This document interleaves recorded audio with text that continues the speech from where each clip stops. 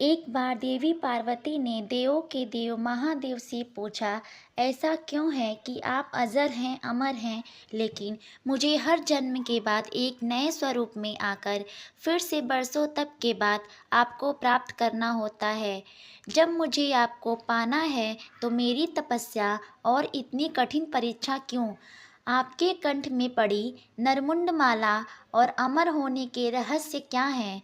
महादेव ने पहले तो देवी पार्वती के उन सवालों का जवाब देना उचित नहीं समझा, लेकिन पत्नी हट के कारण कुछ गूढ़ रहस्य उन्हें बताने पड़े। शिव महापुराण में मृत्यु से लेकर अजर अमर तक के कई प्रसंग हैं, जिनमें एक साधना से जुड़ी अमर कथा बड़ी रोचक है, जिसे भक्तजन अमरत्व की कथा के रूप में जानते हैं। हर वर्ष हिम के आलय हिमालय में अमरनाथ, कैलाश और मानसरोवर तीर्थ स्थलों में लाखों श्रद्धालु पहुंचते हैं, सैकड़ों किमी की पैदल यात्रा करते हैं। क्यों? यह विश्वास यूं ही नहीं उपजा। शिव के प्रिय अधिक मास अथवा आषाढ़ पूर्णिमा से श्रावण मास तक की पूर्णिमा के बीच अमरनाथ की यात्रा भक्तों को खुद से जुड़े रहस्यों के कारण और प्रासंगिक लगती है। पौराणिक मान्यताओं के अनुसार अमरनाथ की गुफा ही वह स्थान है जहां भगवान शिव ने पार्वती को अमर होने के गुप्त रहस्य बतलाए थे।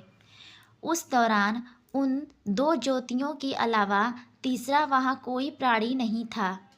न महादेव का नंदी और न ही उनका नाग, न सिर पे गंगा और न ही गणपति कार्तिकेय। सबसे पहले नंदी को पहलगाम पर छोड़ा महादेव ने। गुप्त स्थान की तलाश में महादेव ने अपने वाहन नंदी को सबसे पहले छोड़ा। नंदी जिस जगह पर छूटा उसे ही पहलगाम कहा जाने लगा। अमरनाथ यात्रा यहीं से शुरू होती है।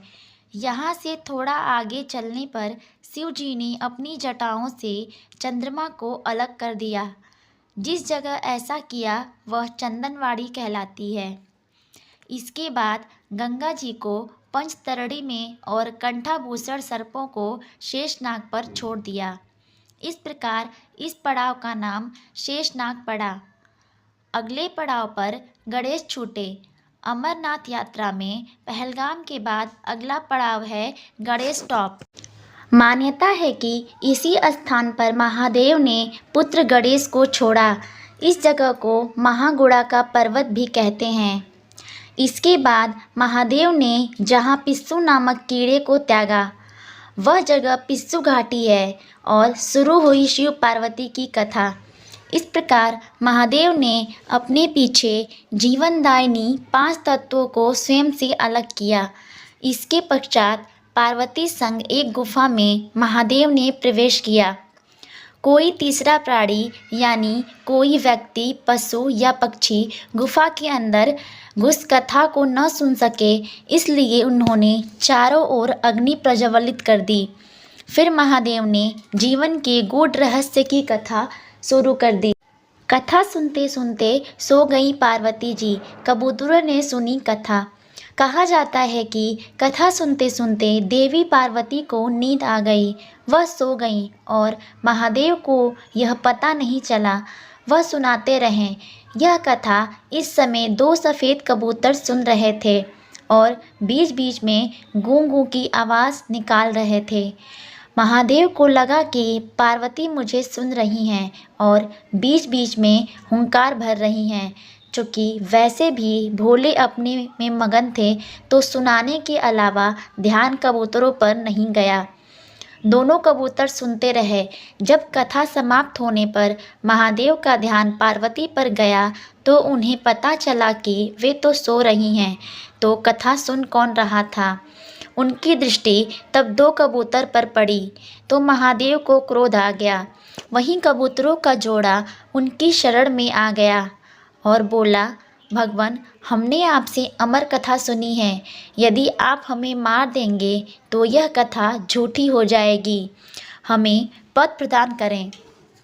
इस पर महादेव ने उन्हें वर दिया कि तुम सदैव इस स्थान पर शिव व पार्वती के प्रतीक चिन्ह में निवास करोगे।